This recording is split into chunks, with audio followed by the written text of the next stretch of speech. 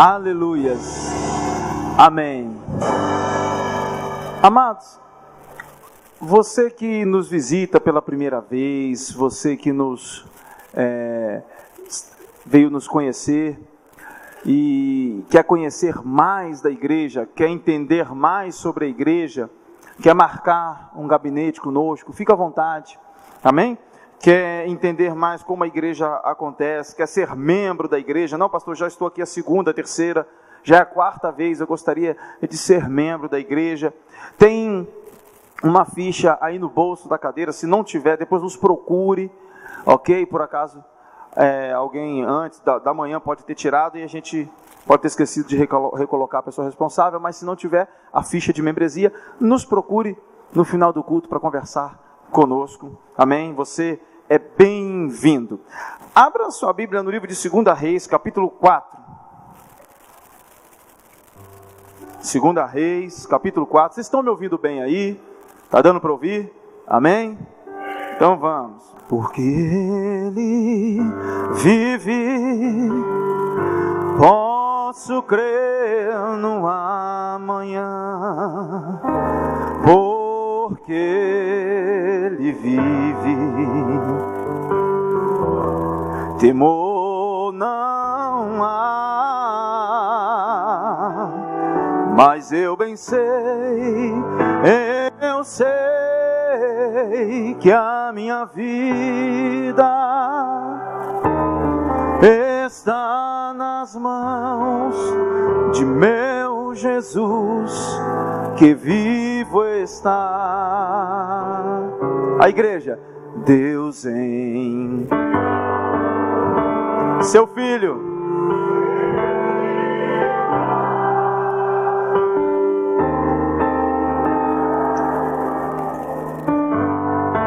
E perdoar, né?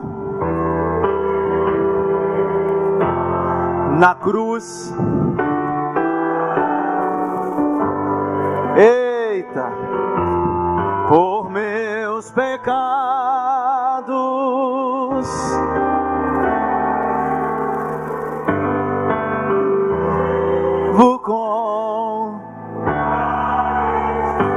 Uma salva de palmas para vocês. Aleluia.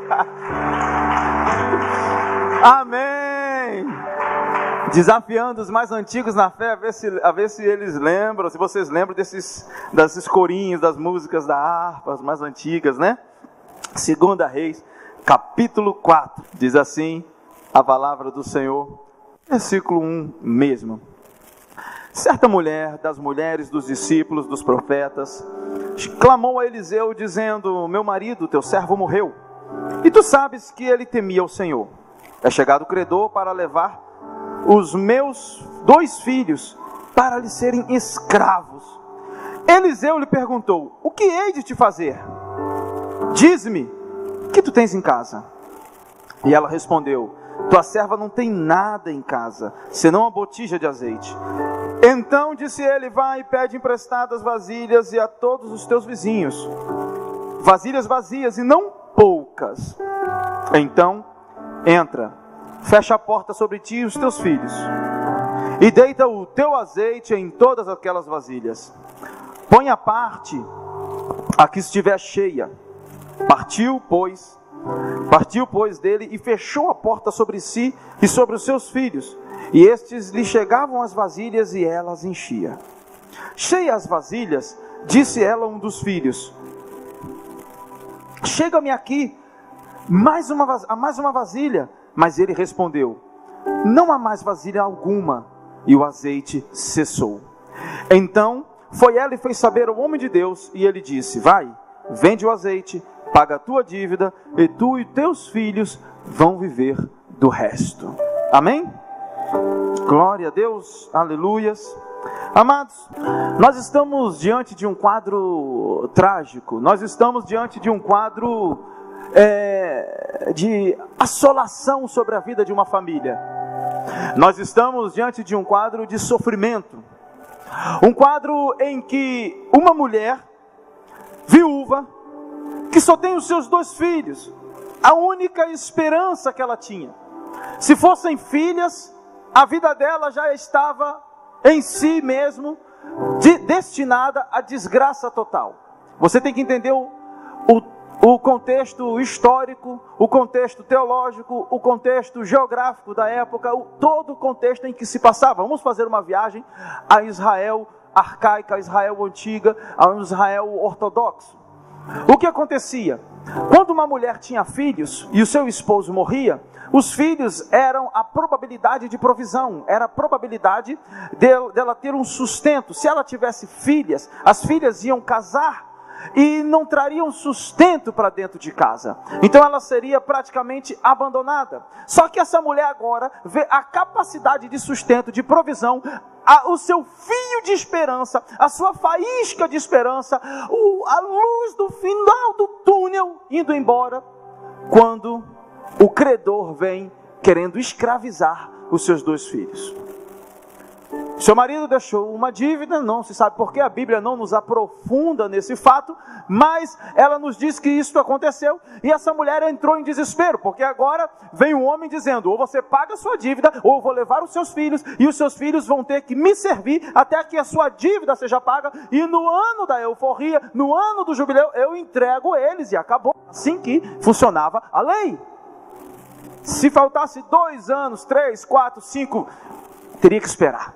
Agora, a situação dessa mulher, vendo os seus filhos quase indo embora, porque o seu marido já havia ido embora. E o que acontece é que essa mulher tem um estalo, tem um tino, tem um santo start. Ela, de repente, diz, espera aí, o meu marido andava com os homens de Deus, e ele fazia parte da escola profética. Então eu tenho aonde buscar socorro. E ela vai buscar socorro a Eliseu, e Eliseu pergunta, o que você tem em casa? E ela diz, eu não tenho nada, e ele diz, olha, o que eu posso fazer com você? Já sei. Ela fala, olha, eu tenho umas vasilhas que são uma vasilha com um pouco de azeite, não é nada quase, ele já sei, pega com as suas vizinhas muitas vasilhas, e não pegam poucas, vai, deita atrás da porta, se tranca dentro da casa, tu e os teus filhos, e começa a deitar o azeite, começa a despejar o azeite dessa vasilha sobre as outras, como que num passe de mágica, e nós sabemos que o nome disso é milagre. Quantos creem no milagre de Deus, amém? E o milagre começa a acontecer, e ela de repente diz, traz mais vasilha, menino, traz mais vasilha aí, guri. E ele diz, não tem mais, acabou. E ela foi ao profeta, e o profeta deu outra instrução, paga a tua dívida e vive do resto. Pronto, esse é o contexto sintetizado. Mas esse texto nos traz uma denúncia. Antes de entrarmos dentro desse ambiente de milagre, dentro desse ambiente de provisão, eu queria deixar aqui algumas advertências sérias para a gente. Então limpa o lombo aí, porque a gente dá uma chicotada agora, mas depois a gente sorri. Amém? Algumas advertências sérias. Entenda, antes de tudo, a mulher, ela tinha um pouco de azeite, mas esse milagre, ele só começou porque ela tinha um pouco. O milagre só começou porque ela tinha um pouco. O primeiro alerta que eu quero fazer a você: quanto azeite você tem na sua vida ainda? Se ela não tivesse azeite, não tinha milagre. Tem gente que já não ora mais, já não está nem mais aí para Deus. A igreja virou um clube, um momento de diversão. Essa mulher foi buscar o milagre, mas o milagre aconteceu porque ela tinha um pouco de azeite. O quanto de azeite você ainda tem na sua vida? Está seco? Está seco? Primeiro alerta é que nós precisamos preservar o azeite que temos. Tem gente que não está nem aí mais. Ah, não, tá bom. Eu vou para a igreja para me sentir bem. Aqui não é o lugar para você se sentir bem, muitas das vezes. Tem vezes que você vai vir para cá, você vai se sentir cheio, você vai, sabe? Mas deixa eu falar uma coisa para você. Tem gente que enche a cara de cachaça e se sente bem. Tem gente que fuma maconha e se sente bem. Tem gente que bebe cerveja e se sente bem. Tem gente que vai para um monte de lugar e se sente bem. Mas passou essa atmosfera, passou o efeito desse entorpecente, desse alterador de consciência. O vazio continua, a broca, o buraco no peito continua, a depressão continua, tudo continua. É passageiro, mas Jesus fica. Ele é eterno. Então você vem para cá, meu irmão, é para buscar de Deus. Entenda, a igreja não é um clube de amiguinhos para que você possa olhar e quem veio, quem não veio, qual é a roupa e quem tá. Não, você vem para buscar a Deus. E se tem alguma coisa em você que precisa ser melhorado, aqui é o lugar do confronto. Você tem que baixar a cabeça e sair dizendo: realmente eu preciso melhorar a minha vida para agradar a Deus. Aleluias. Porque hoje uma geração tem se levantado dizendo o seguinte: eu não gostei daquilo que foi falado. Irmãos, se o que foi falado você não gostou, mas for palavra de vida eterna, pegue para você. Quando Jesus Cristo diz: coma da minha carne, beba do meu sangue, os admiradores de Jesus, os admiradores, começaram a sair. Mas os discípulos ficaram. Era muito difícil esse discurso. Um discurso antropofágico, canibalesco. Comer da carne, beber do sangue. O senhor está louco? A gente não bebe sangue nem de animal. Aqui ninguém nem faz nem galinha cabidela. O senhor está mandando beber sangue do senhor? Eu vou embora. E começaram a sair. E aí Jesus pergunta: e vocês para onde vão? E eles respondem: os discípulos, não os admiradores, os discípulos, não o povo, mas os adoradores, respondem: para quem iremos, se só tu tens a palavra de vida eterna? O quanto de azeite, o milagre só começou porque tinha um pouquinho de azeite. Não deixa esse pouquinho. Ei, deixa eu falar que o Espírito Santo... não era nem essa palavra de hoje. Nessa madrugada Deus mudou tudo. De manhã eu tive que pregar assim na tora. O Espírito Santo mudou e à tarde é que eu fui fazer o esboço. Se Ele mudou é porque nós estamos precisando ouvir. É para todo mundo aqui, inclusive para mim. O trabalho abafa o nosso azeite. A família. Por quê? Não, porque a gente tem um monte de coisa para fazer e Deus fica por último. Quando eu estou cansado, sem força nenhuma, o que eu dou para Deus? 10 horas da noite. Quando eu estou assim, já na frente da televisão, eu dou o resto para Deus. O resto das minhas forças, o resto da minha energia, o resto do meu dia. O que eu estou dando para Deus? Aí, voltando até para as finanças. Nas finanças, é o espelho daquilo que o meu espírito está praticando. Eu dou o resto também para Deus. No livro de João, no capítulo 4, há uma divergência teológica, dicotômica, que diz o seguinte: que aqueles 5 maridos daquela mulher não são apenas 5 maridos carnais, mas são 5 deuses. Porque os samaritanos, quando voltaram do período de cativeiro, que eles foram escravos também, eles voltaram trazendo os 5 deuses da Babilônia com eles. E no hebraico, para quem não sabe, a mesma palavra usada para marido é usada para senhor, é Baal. A mulher chama o marido de Baal. Este aqui é marido meu. É assim que eles falam lá. O pronome possessivo vai depois do objeto. Então, a mesma palavra para marido é a mesma palavra que usa para o Senhor. Isso mostra que a idolatria, a prostituição, ela começa espiritual e reflete na carne. Entenda isso. Aquilo que começou no espírito refletiu na carne daquela mulher. Segunda advertência é que essa mulher conhecia aquilo que Deus tinha em seu favor. Relacionamento com Deus. Como assim? Ela conhecia o que Deus tinha em seu favor. No livro de Deuteronômio, Moisés tinha deixado bem claro: não desampare os órfãos e as viúvas. Cuide e não oprima as viúvas. Então ela sabia para quem ela poderia correr. Isso mostra que ela tinha intimidade com a lei. Ela conhecia aquilo que Deus tinha em seu favor. Ei, como é que você vai reivindicar aquilo que Deus disse que você tem direito, se você não conhecer a palavra?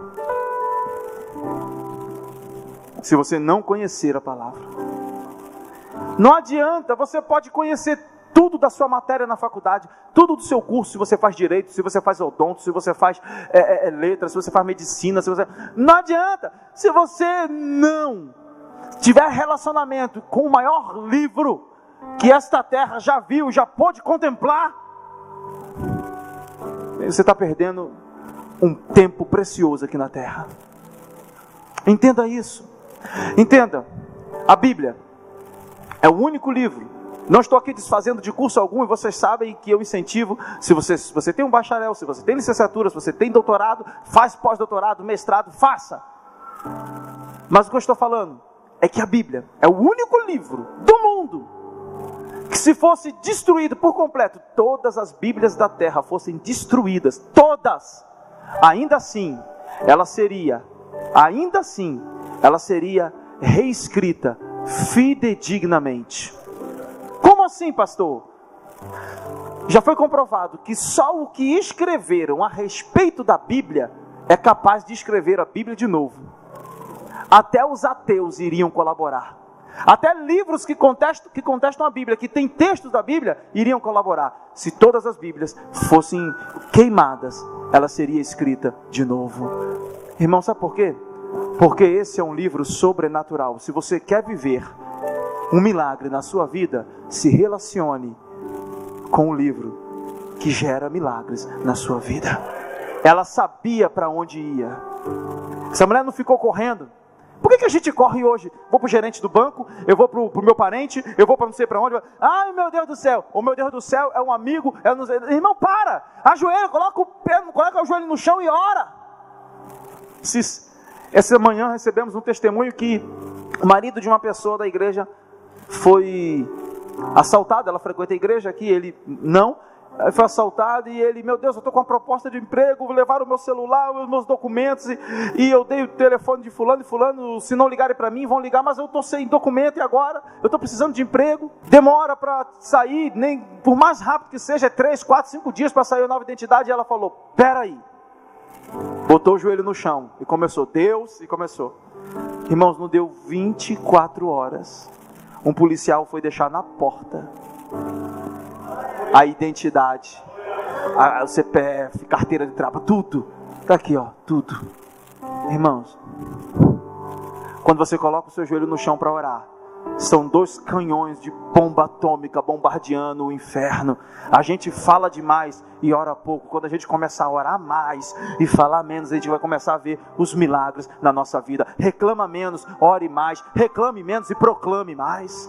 Então vamos falar sobre isso também. E a terceira advertência, para a gente entrar no texto do ambiente do milagre, aonde o milagre aconteceu, é que ela lembrou o profeta das qualidades que o seu marido tinha, e não de suas falhas. Você não vê ela chegar, como assim de suas falhas?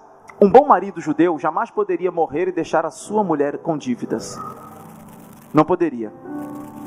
Então, se ele deixou dívidas, estou falando literalmente, estou falando da lei judaica, ele poderia ser considerado um mau marido.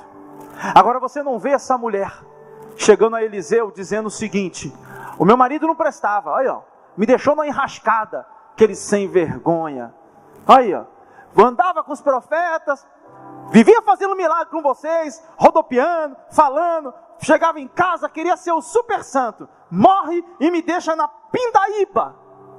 Você não vê ela falando isso. Você não vê. Você vê ela chegando e honrando o seu marido. Ei, a gente perde as bênçãos porque a gente esquece do princípio da honra. O meu marido andava com vocês. O meu marido era teu servo. O meu marido temia ao Senhor. Olha, dando honra ao marido. Você não vê da boca dessa mulher murmuração, você vê honra. Essa mulher é uma santa, irmão.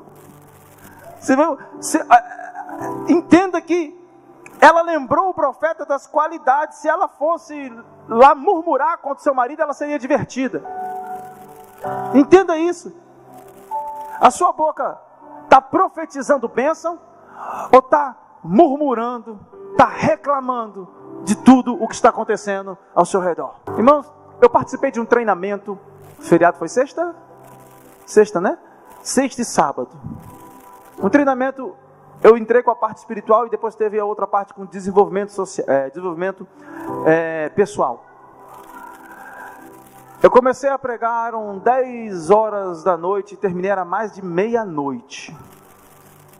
Porque era uma imersão. E no outro dia, às 7h59, começou e foi até 1 da manhã do outro dia. Não tinha ventilador. Um calor. 70 pessoas, assim, ó. O povo se apertava para não ir no banheiro, porque não queria perder nada. 3 palestrantes foram. Você perguntava, tá calor? Tá não, tá bom, tá bom. Tá com fome? Fome. Eles entraram 7h59, sabe que hora foi o almoço? 3 horas da tarde. Alguém saiu para comer?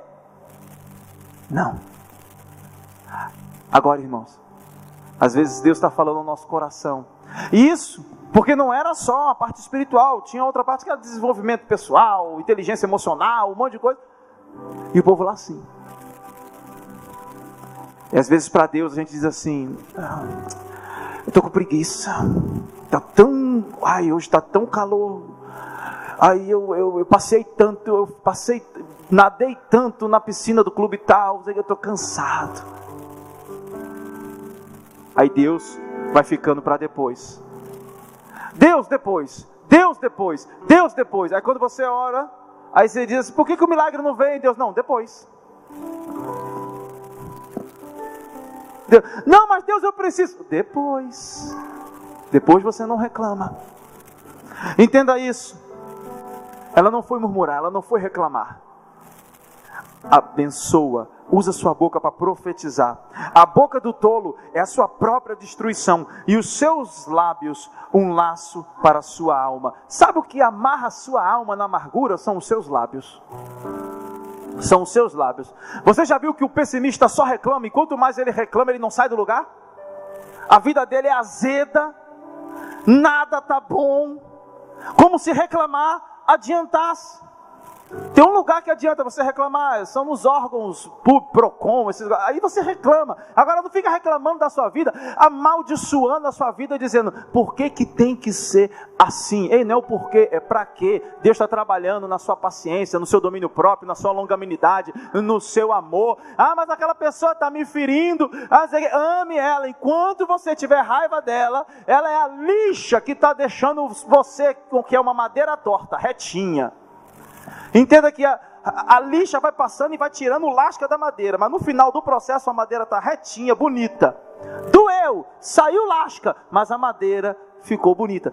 Quem é a lixa que está fazendo isso na sua vida? Deixa eu falar aqui uma coisa para você, não é a sua sogra. Tem gente que pensou na sogra, para com isso. Não é a sua sogra, amém? Existe alguém que é a lixa para você, mas no final do processo você vai estar bonito. Use a sua boca para abençoar. Tem alguém te ferindo? Abençoe. Abençoe o que te persegue. Bendiga o que te maldiz. Entenda isso. Amém? E vamos entrar no milagre, na dinâmica do milagre. Só queria fazer essas advertências antes que a gente entrasse no milagre. Bom, existem alguns fatores aqui que promovem o milagre na nossa vida. E a gente tem que entender para que esse milagre venha acontecer de maneira perfeita, serena, de maneira a qual nós venhamos a desfrutar daquilo que Deus tem para nós. Deus tem milagres extraordinários para nós. O nosso Deus é um Deus transbordante, Ele não é um Deus suficiente, Ele é além do suficiente.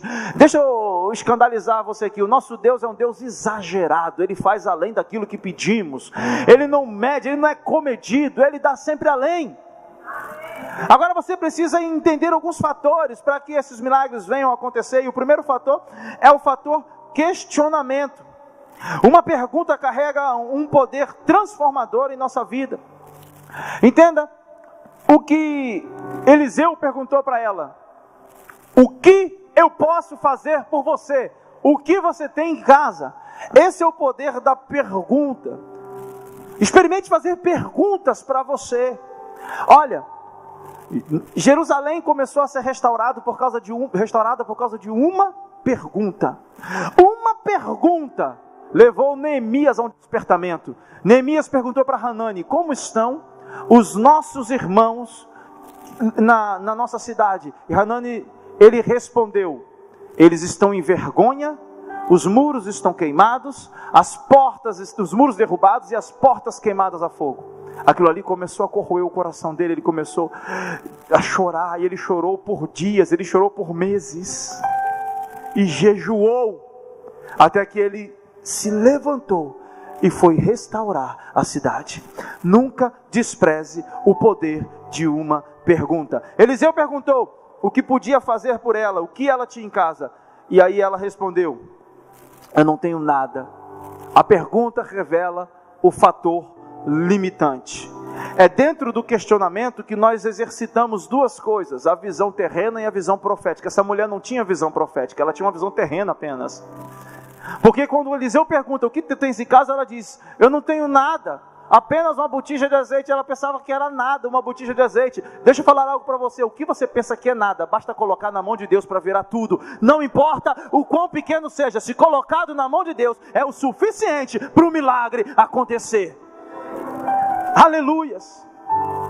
Eu não tenho nada, eu tenho apenas ele foi com 5 pães, 3 peixinhos, 2 peixinhos. Só esses poucos pães e poucos peixes foi o suficiente para alimentar mais de 5.000 pessoas.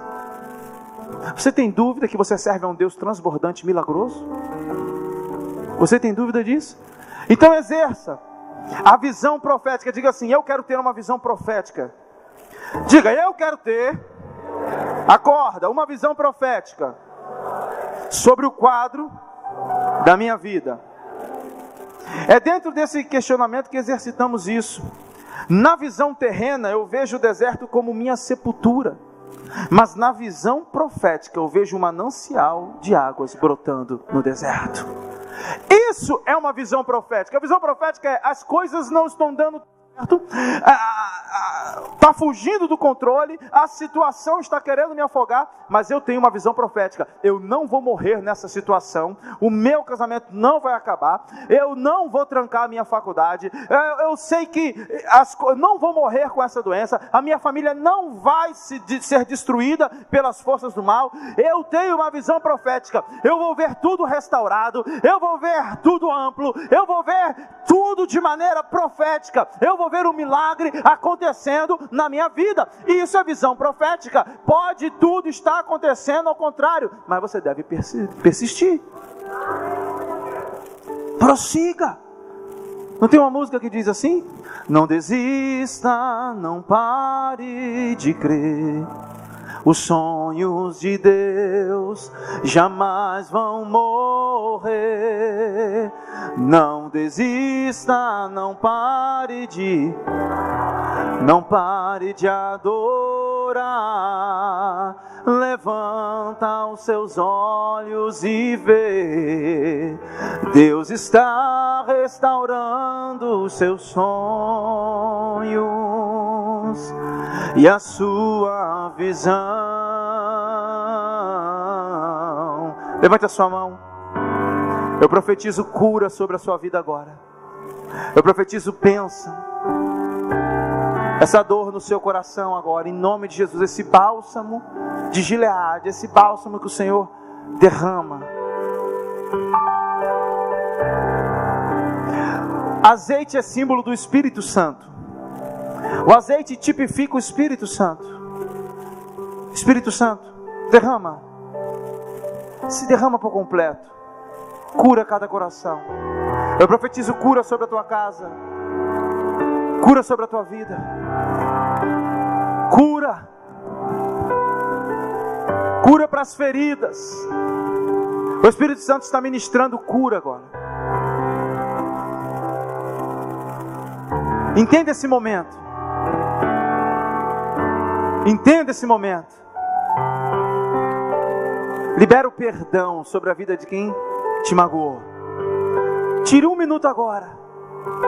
Volta lá no dia daquela ofensa, no dia daquele trauma, no dia que você ficou chocado Qual a atitude daquela pessoa? Libera perdão.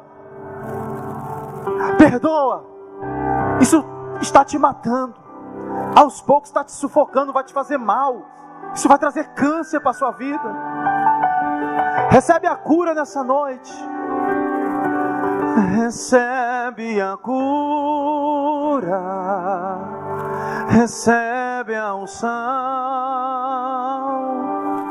unção de ousadia, unção de conquista, unção de multiplicação.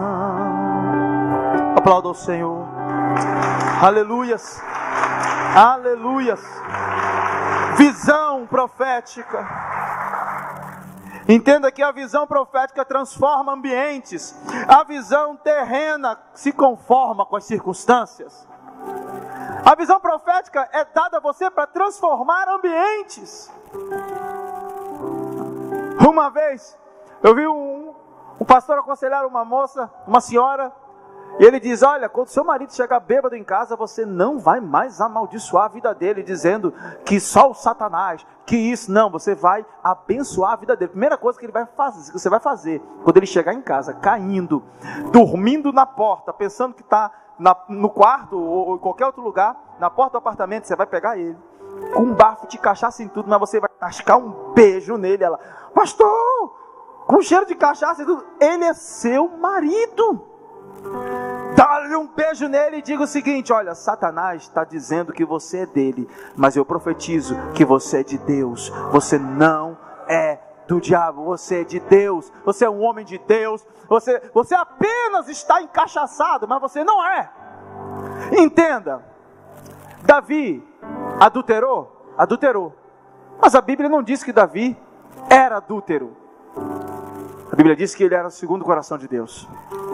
Noé se embriagou, tomou todas, mas a Bíblia não diz que Noé era um bêbado. Ei, entenda essa retórica. Não é aquilo que você é, que você faz, ou aquilo que você faz, que você é. Não é isso, entenda. Entenda que uma verdade jamais será uma realidade para aquele que tem uma visão profética. Como assim? É uma verdade que essa pessoa está bêbada? É. Ninguém é louco? Está bêbado. Está, mas não é. A verdade é aquela, mas a realidade está escrita nos céus. Eu sou o que a Bíblia diz que eu sou. Eu vou aonde a Bíblia diz que eu vou. Eu tenho aquilo que a Bíblia diz que eu tenho. Eu conquisto aquilo que a Bíblia diz que eu conquisto. Eu posso tudo aquilo que a Bíblia diz que eu posso. E a palavra do Senhor diz que tudo eu posso naquele que me fortalece. Se eu estou em Cristo, eu posso passar por esse momento. Você passar por um momento é uma coisa, você ficar nele é outro. Entenda isso. Por isso que quando você ver alguém no pecado, entenda que ele está apenas, mas ele não é. Ajude, porque Deus vai restituir. Porque se o justo cair, Deus é fiel para restituir ele. Ah, porque eu caía do homem, eu levantar de Deus. Não existe isso. A Bíblia não fala isso. A Bíblia diz que se ele cai, Deus é fiel para restituir. Entenda isso. O segundo fator do milagre é o fator relacionamento. Ele chega para a mulher e diz o seguinte: pega algumas vasilhas emprestadas, mas não pegue poucas, pegue muitas. Pegue muitas vasilhas emprestadas. O fator relacionamento. Relacionamentos facilitam os milagres em nossa vida. O poder das conexões jamais devem ser desprezados, desperdiçados. Como é que estão os seus relacionamentos, que o mundo business chama hoje de network? Você é uma pessoa isolada? Você é uma pessoa que, sabe, tem vergonha? Não, eu tenho vergonha porque eu sou assim, porque eu sou tímido, ou então porque eu sou bom demais. E tem outros que têm aquela falsa humildade, que é uma humildade transvestida de soberba, e que diz: não, ninguém gosta de mim, eu sou um coitadinho, eu sou carcomido, ensimesmado. Para com isso. Relacionamento te leva aos milagres. Essa mulher, ela era uma mulher bem relacionada. Ela não ia pedir vasilha às vizinhas assim, do nada. Vai lá, menino, pede vasilha a Dona Maria, Dona Chiquinha, Dona Cidinha, Dona Loquinha, sei lá. Não, ela sabia a quem ela podia pedir. Ela era bem relacionada. Como é que estão os seus relacionamentos? Você é um crente isolado? Tem gente que diz o seguinte: não, eu não vou naquela festa eu não vou naquela festa do meu parente não, porque eu sei que quando chegar lá, vai estar aquele litro de uísque em cima da mesa, aí se isola dentro de casa. Ei, eu não entendo uma pessoa que se diz de Jesus, vivendo uma vida isolada, não querendo se relacionar com o ímpio, se o reino se manifesta é no meio da impiedade. Essa pseudo-santidade do isolamento não funciona. Você não é um monge que vai para um mosteiro se trancar. Essa santidade é muito fácil. No mosteiro ninguém perturba a minha vida, no mosteiro ninguém me enche a paciência, no mosteiro ninguém fica retrucando no meu Facebook quando eu boto que eu sou de candidato A ou candidato B. Essa desgraça está brigando todo mundo na igreja por causa disso. Ai meu Deus, esquece, vota em quem você quiser, irmão, mas não briga com seu irmão do lado, tá bom? Amém? Amém? Tá difícil. Amém? Não briga por causa disso. Depois passa a eleição, você vai ficar abraçando o seu irmão, dizendo: como é precioso, irmão, estar bem junto a ti, e junto lado a lado andarmos em Jesus, na esperança do amor que um dia ele... Antes da eleição, ó, agora passou a eleição, somos corpo, assim bem ajustado. Entenda, irmãos, entenda que relacionamento é necessário. Você não pode, aquele que se isola, você não pode viver uma vida isolada. Aquele que se isola, ele se insurge contra a verdadeira sabedoria. Todo aquele que anda isolado, ele está a um passo do precipício. Todo. Se você olhar aquelas matérias do Discovery Channel, National Geographic, você vai ver que os predadores, eles dão por certo a presa que se isola do bando. Toda presa que está longe do bando, o predador, ele é 100% de chance de alcançar. Quanto mais isolado você ficar, mais vulnerável você fica. Mais vulnerável você está. Nós temos várias células hoje, graças a Deus, nós temos várias células hoje na cidade, vários grupos de crescimento. Nos procure um grupo de crescimento para você estar uma vez por semana na sua casa, nesse grupo de crescimento, para que você possa estar nessa casa aprendendo com um grupo em menor número, estudando a palavra, tirando as suas dúvidas, porque aqui você ouve e vai embora. Você não pode viver uma vida isolada. Entenda isso. Seja bem relacionado. Se ela não fosse bem relacionada, ela ia pegar poucas vasilhas, e poucas vasilhas seria pouco azeite. Talvez só desse para pagar a dívida, mas não, ela pagou a dívida e ainda viveu do resto. Terceiro fator, para que a gente vá caminhando para o final agora, o fator tempo. Saiba diferenciar o tempo da celebração e o tempo do acontecimento. Entenda algo: alguns milagres são celebrados enquanto acontecem, já outros têm que permanecer escondidos até que Deus finalize eles por completo. Espere calado, celebre em família e só depois, sem explicações, comemore bem alto. Sabe o que a gente faz? Deus falou uma coisa, a gente sai falando para todo mundo. Ai, Deus falou que vai acontecer. Você falou, Deus falou. Irmãos, entenda, nem todo mundo se alegra com a sua alegria. Nem todo mundo está feliz com a bênção de Deus na sua vida. Pastor, mas não era para ser assim. Não era, mas é. Nós somos seres humanos. A nossa natureza não é tão boa assim. Desde pequenos nós mostramos isso. Ninguém ensina uma criança a errar. Nós ensinamos a criança a acertar. Todos nós já nascemos sabendo errar. Já nascemos com predisposição para o erro. Deixa eu falar aqui para você, não se escandalize. Chorar com os que choram é fácil. Eu quero ver se alegrar com quem se alegra. Você já viu, quando você conta uma desgraça, todo mundo é solidário? Tadinho. Aí você começa a contar uma bênção, daquela bem extravagante. Sabe aquela bênção mesmo? A pessoa diz assim, sei. Sério tá, sério fica. Poucos são o que diz assim, uau, eu orei para que isso acontecesse, que maravilha, que legal. Chora com você, se alegra, celebra, diz, você merece, e que legal. Minha filha passou na faculdade de medicina. Como? estudando, doida. Eu, hein? Não, mas já tentou 3 vezes e não passou. É assim mesmo, o filho de fulano é assim, o filho de ciclano é assim. As pessoas sempre querem se nivelar por baixo, elas querem se nivelar pela desgraça. Sobe o seu nível, se nivele por cima. Você foi constituído rei e sacerdote por cabeça e não por cauda. Não fique olhando o que não deu certo na vida dos outros para que você possa se sentir confortável. Saia da zona de conforto, avance o caminho que Deus tem para você e prospere no propósito que Deus tem para a sua vida. Me ajude aí, aplauda o Senhor. Aleluias, aleluias, aleluias. Como assim o fator tempo? Olha o que ele fala para ela: fecha a porta do teu quarto. Fecha a porta do teu quarto em secretos. O que Mateus diz? Clama ao teu pai em secreto, que em secreto ele te recompensará. Fecha a porta, não fala. Pega as vasilhas, não dá muita explicação, só pega as vasilhas emprestadas. A gente quer sair explicando o milagre. Milagre não se explica, milagre se vive. Eita Deus, milagre você não explica, você vive.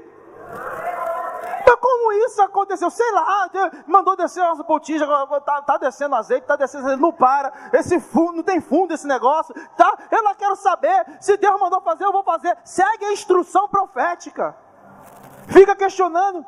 Às vezes o pastor pede para fazer um negócio, fala: será? Por quê? Como? Quer entender? As coisas ocultas cabem a Deus, as reveladas a nós. Se Deus não revelou, segue. Segue. Tranca a porta do teu quarto, é em secreto. Fica quietinha lá. Só você e sua família vai ver o milagre.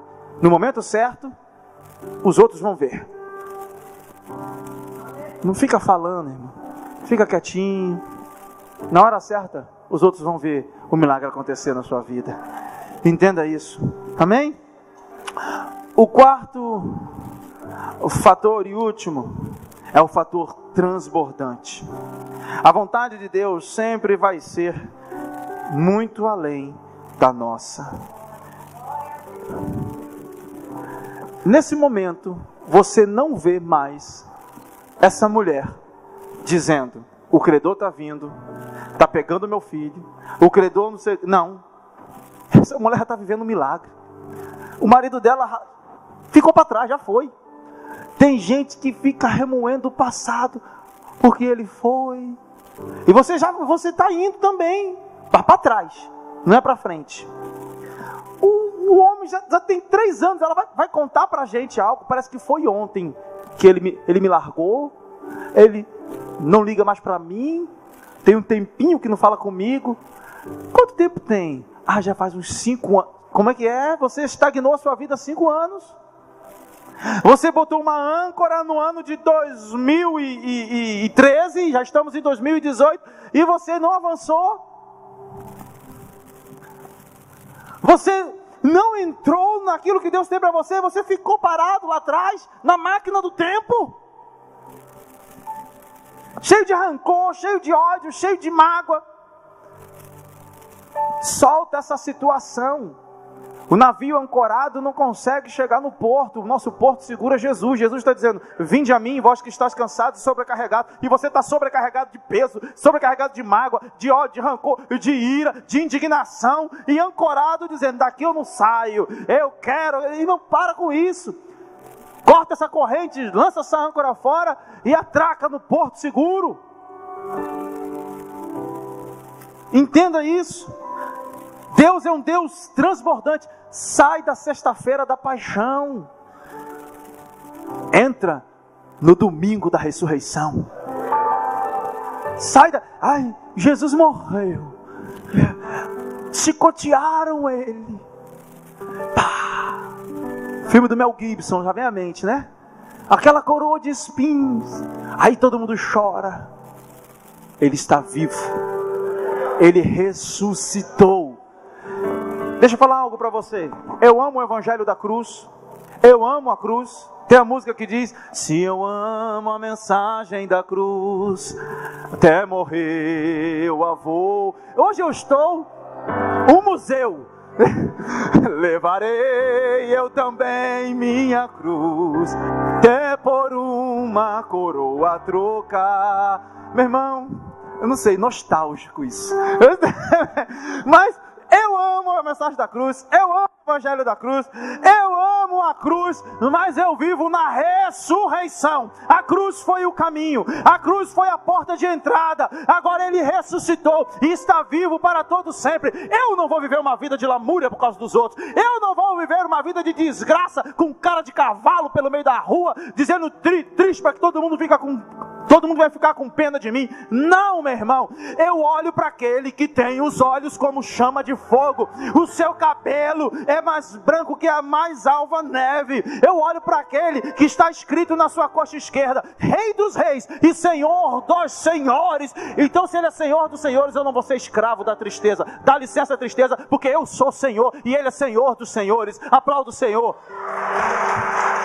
Aleluias. Aleluias.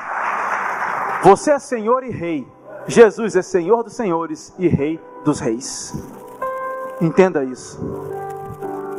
Eu não vou ser escravo de sentimento diabólico, maligno, mefistofélico algum. Não. De maneira alguma. Ele vai além. Essa mulher queria só pagar as dívidas. Essa mulher queria só não ter a sua família escrava.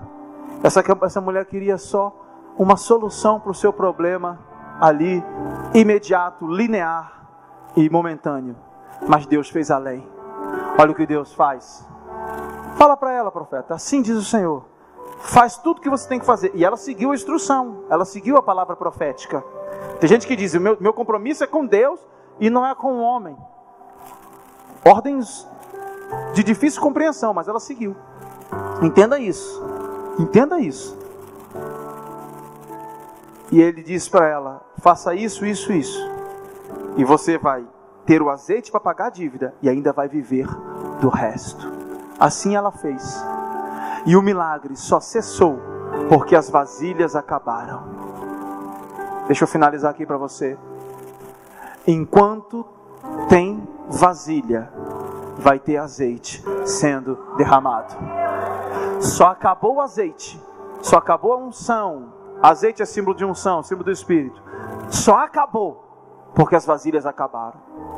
Se você é uma vasilha com sede de Deus, o azeite jamais vai parar de descer. Salmo 92, versículo 10 diz: o Senhor me unge com a unção do óleo fresco. O óleo é fresco, o óleo de hoje é hoje, amanhã tem mais óleo para você. O óleo tem que ser fresco. E o Senhor faz da minha força como do boi selvagem. A alegria do Senhor é a minha força. Seja cheio de unção, alegra o Senhor, que nenhuma cerca do diabo vai te parar. Entenda isso, meu irmão. Aí o texto termina dizendo: paga a tua dívida e viva do... Sabe o que é viver do resto? Imagine você ganhar o dinheiro hoje. Você está devendo aí 1 milhão na praça. Você paga esse 1 milhão rindo, toma, pá. E ainda vai viver o resto da sua vida sem nunca mais pegar no pesado, nem você e nem os seus filhos. Ela não pediu isso. Ela não pediu. Ela nem queria. O desespero era tanto que ela queria apenas não ver os seus filhos escravos. Sabe por quê? Porque aquele que é poderoso para fazer tudo, muito mais, abundantemente, além daquilo que pedimos ou pensamos, segundo o poder que opera em nós, a Ele seja dado toda a honra e toda a glória. Jesus Cristo opera muito mais abundantemente, além daquilo que pedimos ou pensamos. Deus sempre vai além. Aplauda o Senhor. Se coloque de pé. Se coloque de pé. Deus sempre vai além. Ele está sempre disposto a ir além. Esse é o Jesus que nós servimos. Um Jesus que vai além. E nessa noite, antes de orarmos e nos despedirmos, eu gostaria de saber se há alguém aqui que ainda não serve, que ainda não entende, que ainda não tem essa intimidade, que ainda não aceitou a Cristo Jesus como Senhor e Salvador da sua vida, não o Cristo da história, não é conhecer a história de Jesus. Isso você aprende em qualquer livro de história, você aprende aula de religião. Não estou falando isso. Eu estou falando de relacionamento, de não ter mais Jesus aqui, te livrando das furadas da vida. Não, é ter Jesus dentro. Ele não está mais em volta, Ele dentro. E se há alguém aqui, eu gostaria de orar por você. Você que quer esse Jesus como o único Senhor e Salvador da sua vida, que quer ser impactado e começar a viver esses milagres. Eu gostaria de orar por você. Só levante a sua mão. Há alguém essa noite que quer aceitar a Jesus como o único Senhor, Salvador da sua vida? Só levante a sua mão, em nome de Jesus. Se todos já foram, amém, glória a Deus. Aplauda o Senhor, amém, glória a Deus, amém, aleluias. Já vou orar por vocês rapidinho. E você?